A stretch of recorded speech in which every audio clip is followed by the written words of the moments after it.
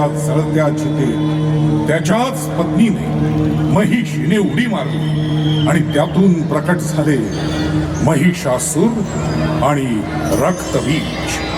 रक्तबीज हुशार, बलवान आणि शक्तिशाली होता. या त्रैलोक्यावर राज्य करण्याचा त्याचा मानस होता आणि म्हणूनच या त्रैलोक्यातील सर्व जीवजीवितांच्या लयाची देवता भगवान श्री शंकर यांची साधना तो अहोरात्र करत होता. तो त्या साधनेत इतका लीन झाला होता की त्याला कशाचंच भान उरलं नव्हतं. अखेर त्याच्या साधनेला फळ मिळालं. प्रत्यक्ष भगवान शंकर त्याच्या समोर प्रकट झाले.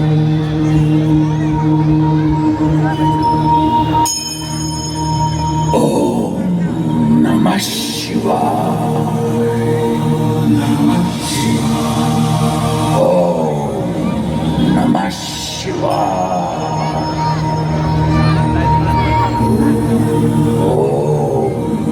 नमः शिवाय.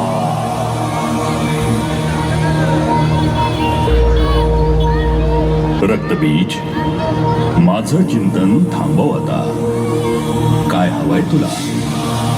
का केलीस इतकी कठोर तपश्चर्या? हे भोलेनाथ, शक्ती, ताकद, साहस, वीरता सगळं आहे माझ्याकडे, पण मला त्रिलोकावर राज्य करायचं आहे.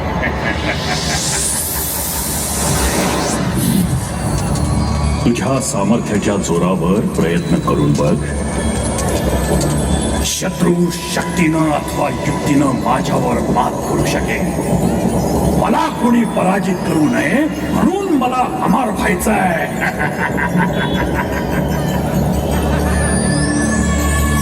उत्पत्ती, स्थिती आणि लय हा प्रकृतीचा नियम आहे. मी तुला अमर होण्याचं वरदान नाही देऊ शकत,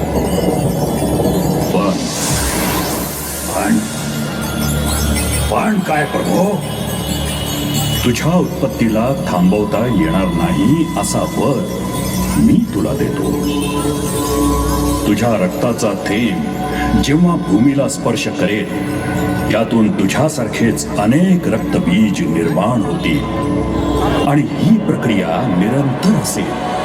आणि म्हणून तुझा पराजय होणं अशक्य असेल. तथास्तु.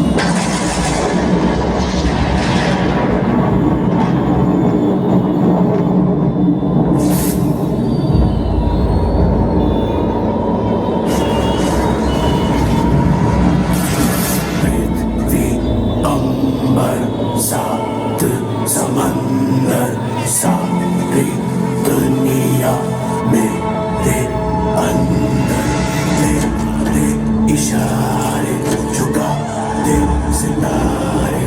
मैं ही आत्मा, मैं परमात्मा. अंबर सात समंदर सारी दुनिया मेरे अंदर, मेरे इशारे झुका दे सितारे. मैं ही आत्मा, मैं परमात्मा.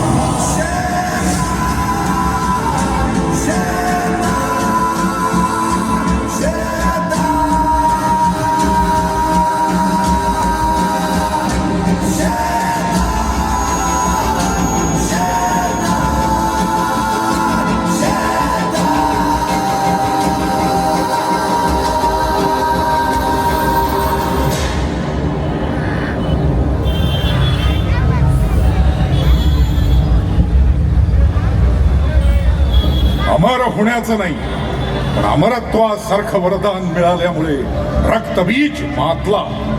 त्यानं पहिल्यांदा पाताळावर आक्रमण केलं.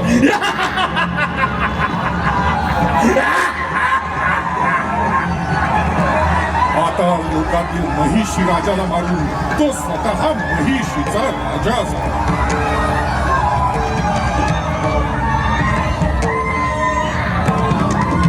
रक्तबीज पाताळात असतानाच त्याला महिषासुराच्या वधाविषयी समजलं. महिषासुराचा वध एका शक्तिशाली महाकाय देवीनं केल्याचं समजताच तो वेडा पिसाच झाला आणि त्या देवीचा वेड्यासारखा सगळीकडे शोध घेऊ लागला. पूजा पाठ करणाऱ्या ऋषी मुनींवर अनन्वित अत्याचार करू लागला.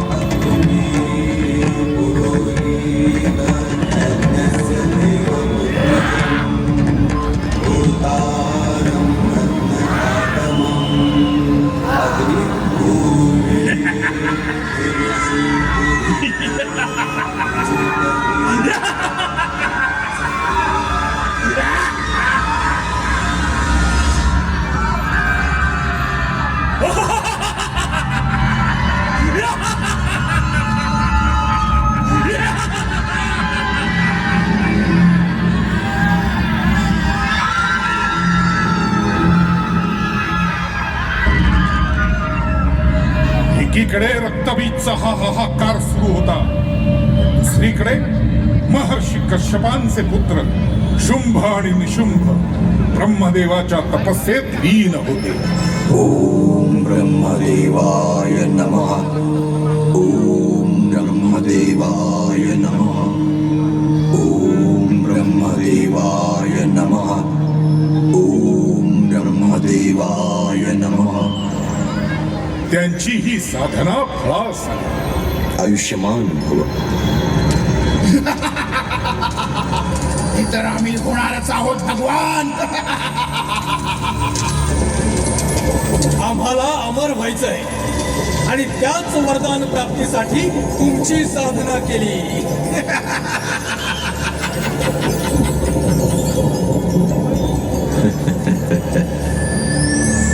शुंभ निशुंभ यांचा स्त्री लंपट स्वभाव ब्रह्मदेवांना ज्ञात होता आणि म्हणून त्यांनी वरदान दिलं. केवळ एक आदिशक्तीच तुमचा वध करू शकेल.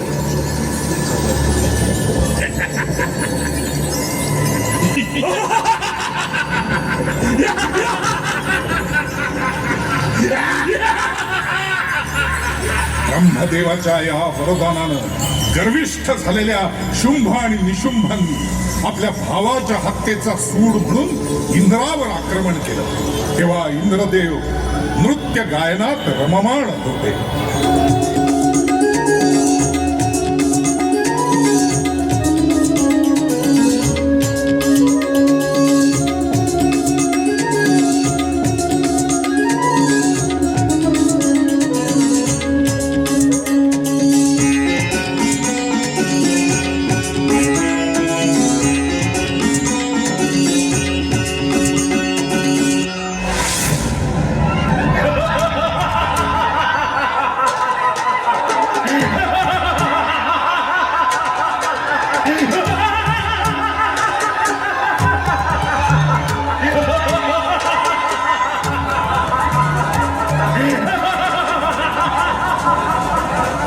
सोबत झालेल्या घोर युद्धात शुंभ निशुंभ यांचा पाडाव होत असताना रक्तबीज त्यांच्या मदतीला.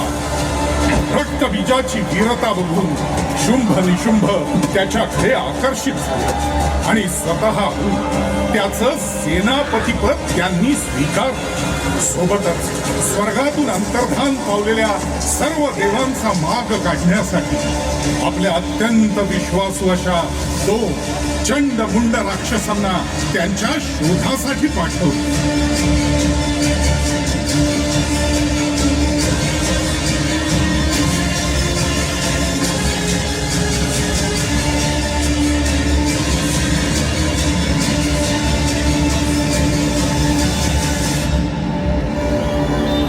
स्वर्गातून अंतर्धान पावलेले सगळेच देव कैलास पर्वतावर महादेवांना शरण आले. त्यावेळी भगवान महादेव त्यांच्या साधने अखंड बुडाले होते.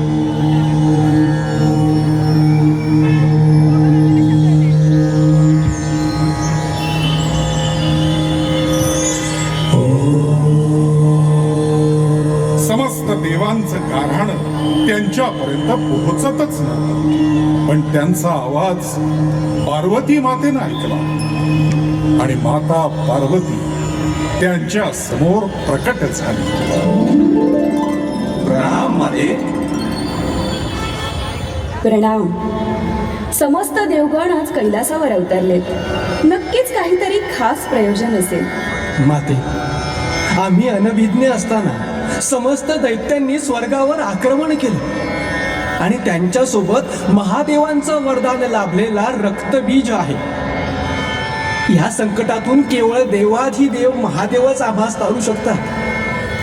देवाच्या घोर तपश्चर्येत बाधा आणि विघ्न आणण्याचं धैर्य माझ्या अंगी नाही. पण देवराज, युद्धभूमी सोडून पळणे हा पुरुषार्थ नाही. आपण युद्ध सुरू ठेवावं. काहीतरी मार्ग नक्की निघेल.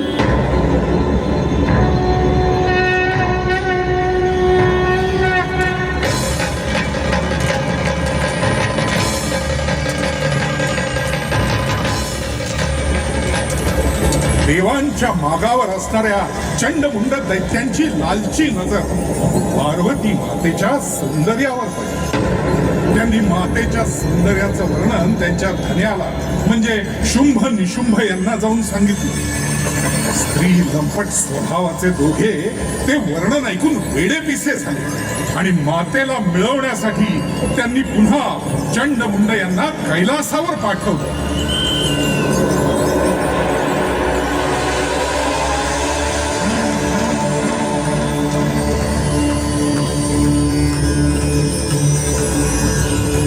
अति सुंदर रूपवान ललने, आम्ही तुलाच आमच्या सोबत स्वर्गात यायची विनंती करायला आलो.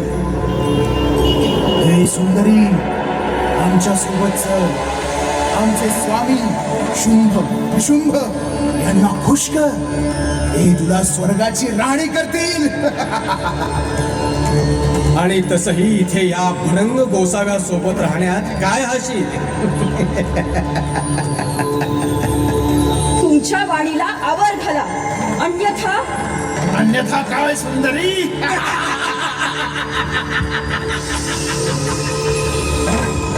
तुमच्या वाणीला लगाम द्या आणि याचं भान ठेवा की तुम्ही एका स्त्रीशी बोलता आहात, जी स्त्री तारूही शकते आणि मारूही शकते.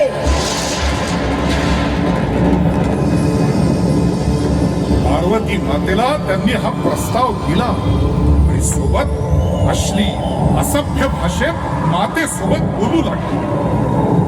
मातेचा क्रोध अनावर झाला. उग्र रूप धारण करून तिने चंडमुंडांचा वध केला. त्या रूपाचं नाव झालं चामुंडा. पण पार्वती मातेचा झालेला अपमान दुर्गा मातेला सहन झाला नाही. आणि भगवान महादेवांच्या हलाहलाचा अंश पार्वती मातेत विसावला. पार्वती माते प्रकट झाली. महाकाली, महाकाली.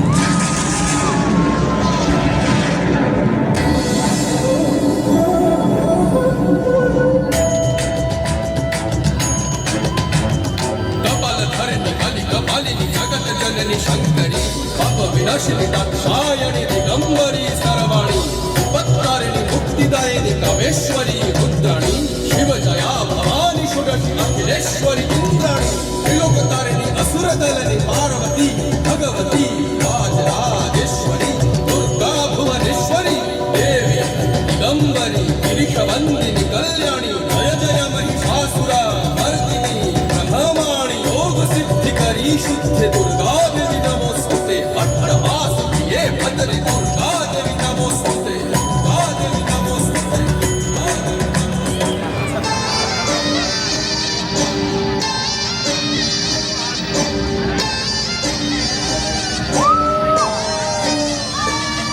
संकारकं श्यामवर्णधारणं दैत्यवंशनाशकं विनाशकं विनाशकं. काली संकारकं श्यामवर्णधारणं दैत्यवंशनाशकं विनाशकं विनाशकं. काले चले संताप बड़े, घड़ी पहर संसार थमे. माँ की अरज है माही सुने, मन प्राण में तू है माँ काली के. जन्म मरण का मोह मिटे, तेरी ही शक्ति लहू में बहे.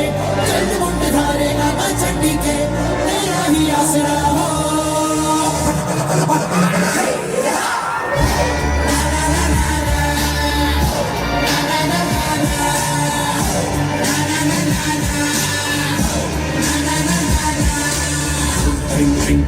चंडिका ओम ऐं ह्रीं श्रीं प्रचंड चंड चंडिका ॐ ऐं ह्रीं क्लीं रक्त रक्त चण्डिका ॐ ऐं ह्रीं श्रीं प्रचण्ड चण्ड चण्डिका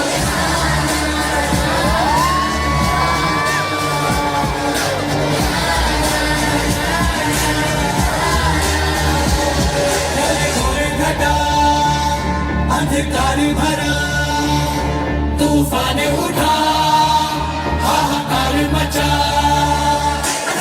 नाश कर दैत्य का विनाश कर खड्ग भरले गाल तंत्र मंत्र जाल चल प्रचंड वेग धार कर मातु उद्धार कर रक्त बीज फिर तू रक्तपाल आज कर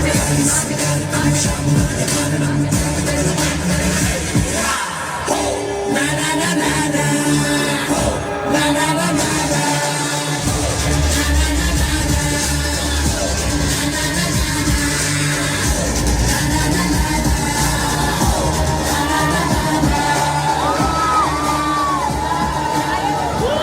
मातेनं धारण केलेल्या या रौद्र रूपानं अवघी वसुंधरा भयभीत झाली. तिच्या प्रकोपात रक्तबीज देखील संपला. राग शांत होता. आता तिला शांत करणं कुणाच्याही आवाक्यात नव्हतं. लय सगळ्यांना गिळंकृत करेल या भीतीनं सगळ्यांनी देवाधिदेव महादेव यांच्या चरणी ठाव घेतला. महादेवा महादेवा कृपा करा तुम्हीच मातेला शांत करू शकता. हे कैलासाधिपती, पार्वती मातेने धारण केलेल्या या रौद्र रूपाला शांत करण्यासाठी तुम्हाला तुमचं स्थान सोडावंच लागेल. भगवान, या तीनही लोकात तुम्ही एकमेव आहात जे हे तांडव थांबवू शकता. हे तांडव जर थांबवलं नाही तर विनाश अटळ आहे महादेवा.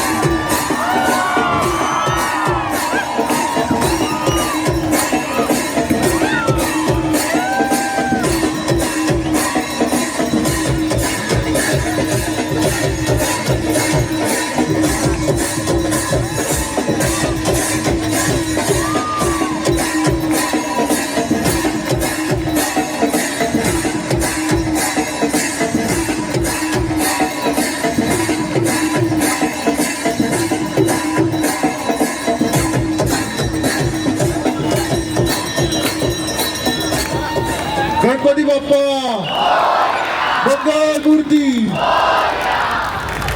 अनंत वर्षांनी पूर्वीची ही घटना. एका स्त्रीच्या अपमानामुळे तिनं धारण केलं रौद्र रूप आणि केला दैत्यांचा विनाश. आज अनंत वर्षानंतरही परिस्थिती बदलली नाहीये.